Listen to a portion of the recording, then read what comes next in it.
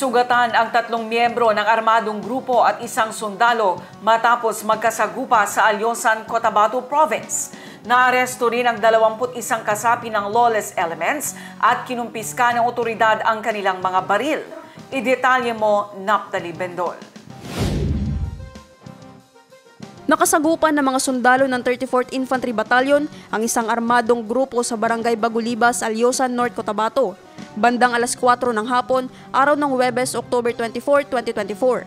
Ito'y matapos makatanggap ng report ang militar hinggil sa presensya ng mga armadong lalaki, sakay ng 2 multicab, pick-up at 3 motorsiklo. Ayon sa 6th Infantry Battalion, pinamumunuan ito ng isang alias Montaser at Nasser at patungo sana ang mga ito sa Sitio Tubac, Barangay Pagangan nang makaengkwentro ng government troops. Isang oras na nagpalitan ng putok ang magkabilang panig. Sinabi ng 6th ID, 3 ang sugatan sa mga armado at 1 naman sa panig ng militar. Naaresto naman ng militar ang 21 katao na kasapi ng lawless elements at nasamsam mula sa kanila ang 7 matataas na kalibre ng baril, kabilang ang 5 M16 rifles at 2 M14 rifles. Nakuha rin ng isang granada, 7 bandolier, mga bala, magasin at mga sasakyang ginamit nila.